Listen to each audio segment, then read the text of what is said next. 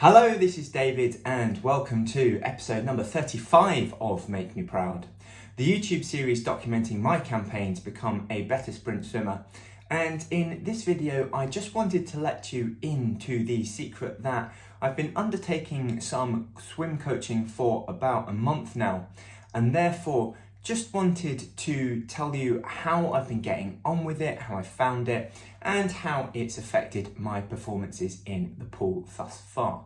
So if you give this video a like, I would very much appreciate it. And remember to subscribe to this channel to join in with me on this swimming adventure. But otherwise, without any further ado, let's dive right in to today's episode. So first up, I should probably let you in on why I decided to get some swim coaching in the first place. So as you are probably aware, because it is the point of this series, I'm attempting to improve my sprint swimming times. So my times in the 50 and 100 meters freestyle, as well as the 50 meters butterfly. And I really started taking this seriously after Swim England Masters Nationals at the end of October last year. So since that point, I've been training at least 5, if not 6 times a week with the odd week off. That's in the pool, as well as at least 4, if not 5 gym sessions per week. So really taking my training seriously. At the same time, I've also really dialed in on my nutrition, embarking on a weight loss campaign where I've lost over 10 kilograms of weight in pursuit of quicker swim times, and as well just keeping an eye on my recovery. So with my Whoop 4.0 health tracker, I've really been trying to dial in to what really helps my recovery and enables myself to push myself more in every single training session.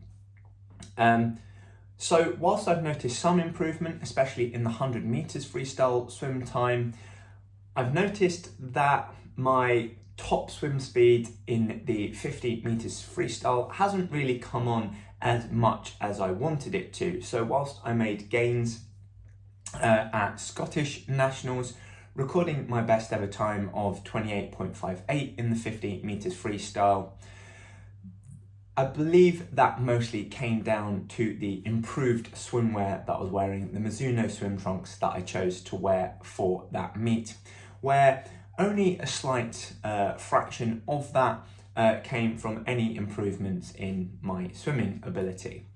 And this kind of mirrors what I've experienced in training, where I haven't really improved on my 50 meters sprint times in training all that much. It's been barely noticeable, if it's happened at all.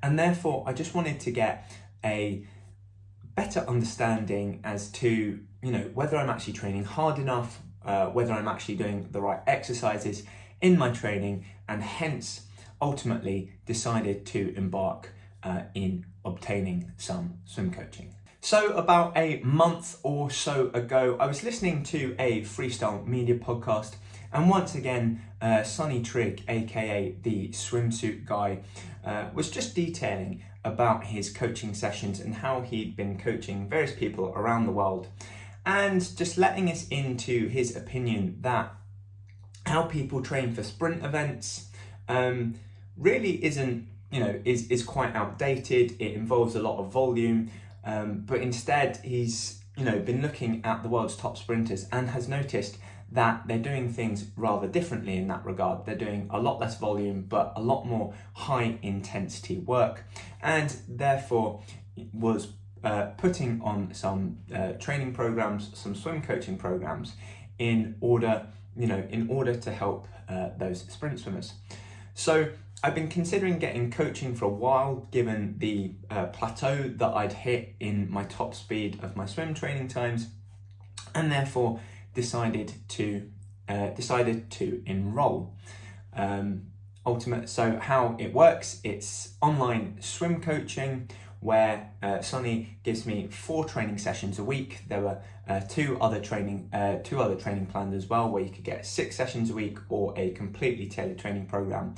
So I thought I'd dip my toe in with the cheapest option, and also the option that I knew I could commit to every single week. I knew I could make 4 swim training sessions every single week, and therefore decided to dive straight in with that program. So what are these training sessions like, and how am I getting on with them?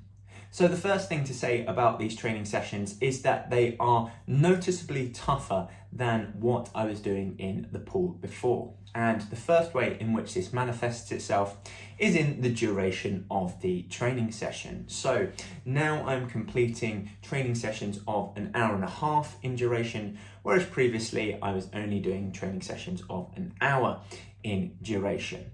And whilst I may have reduced the frequency of training sessions down from 6 of 1 hour down to 4 of an hour and a half, naturally, if you do the maths quickly enough, you'll see that ultimately I'm having the same amount of time in the pool. So whilst I've actually gone down in frequency with my training sessions, the overall time which I spend in the pool is the same at the minute. I may actually be increasing the time in the pool from this month onwards. So the next thing also that I notice is that despite the fact that there is the same amount of time that I spend in the pool, the actual volume of swimming that I'm completing is also quite a lot more. So whereas before I was doing mainly sprint work, predominantly speed work, so sprinting 25s, 50s and the odd 100 or so, giving myself plenty of rest. I notice now that I'm taking significantly fewer rest periods and also doing a little bit of aerobic endurance work in there as well. And the biggest difference I would say is in the focus on skill work. Whereas before I really wasn't doing all that much skill work. I'd sort of do it if I finished my sprint work a little bit early. I do put a little bit of focus into doing some underwater drill skills, some kicking, that sort of thing. Now they are a main focus of pretty much pretty much all of my warm-ups and sometimes the training sessions themselves.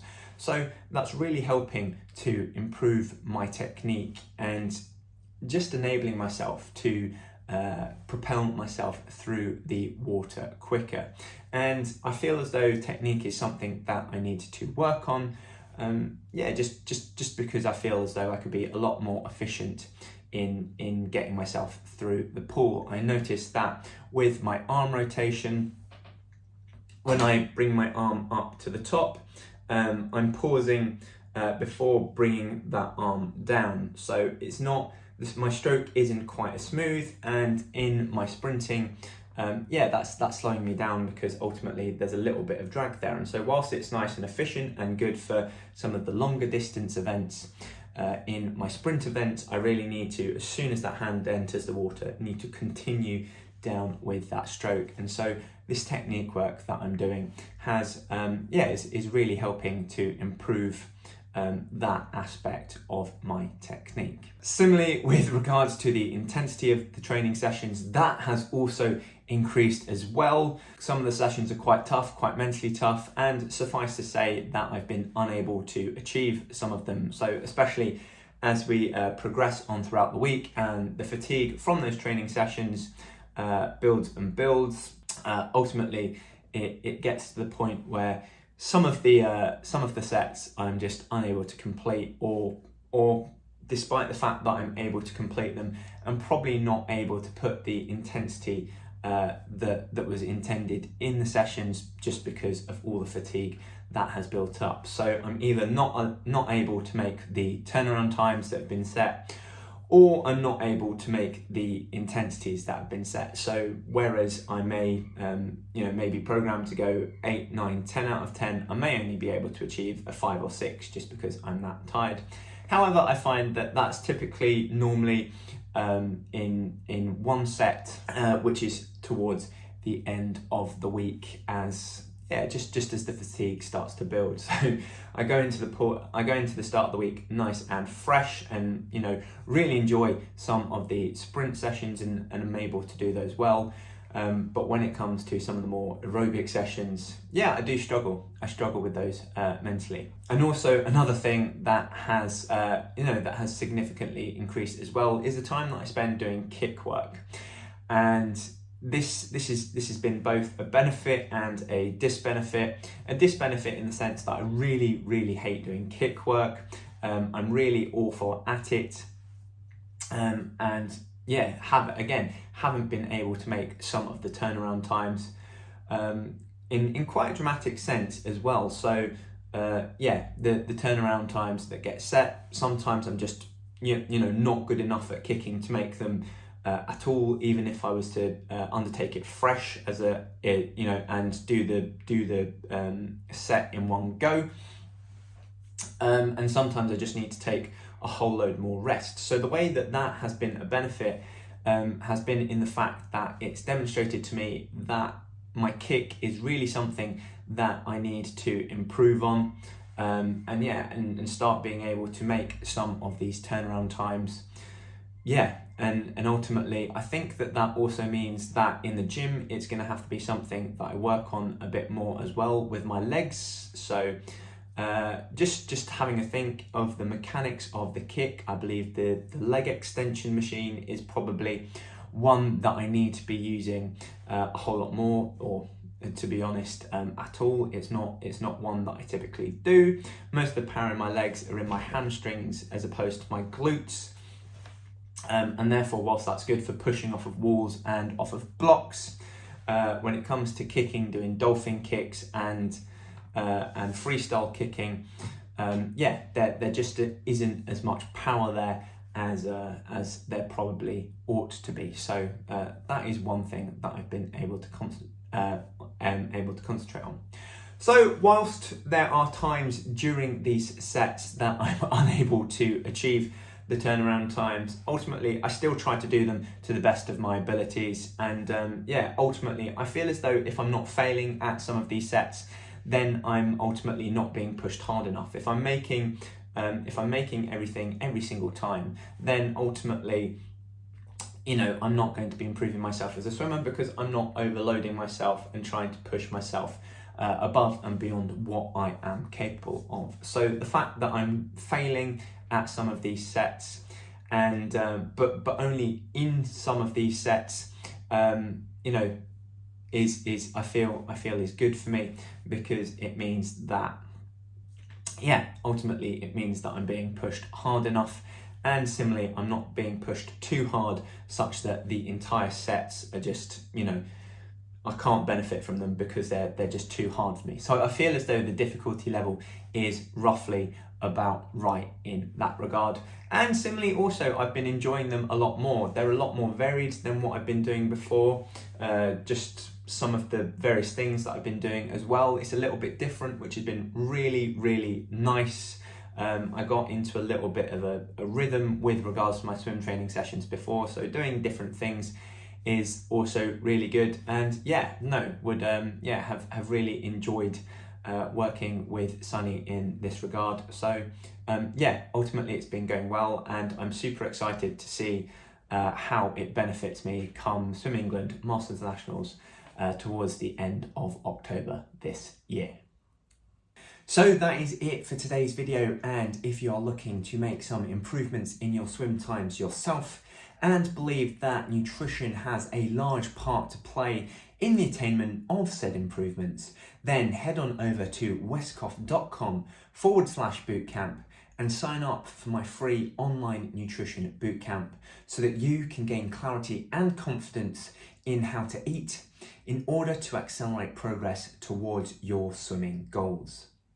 In it, I teach the 3 key nutritional principles that I followed to lose 11 kilograms in 9 months and thereby reduce my 100 meters freestyle time from 104.95 to 101.88. I also explain what you don't have to do, such as give up carbohydrates, your favorite foods, or go hungry, so that you can focus on the things that drive progress forwards while still enjoying what you eat. So if that's of interest, head on over to westcough.com/bootcamp to learn more and enroll. Otherwise, if you've enjoyed today's video or found it helpful, please give it a like. And remember to subscribe to this channel to make sure that you don't miss out whenever I upload any new videos. They come along every Sunday at 8 p.m. So make sure to keep an eye out then so that you don't miss out. Finally, I've been David Westcough. Thank you very much for watching, and I'll see you again next time.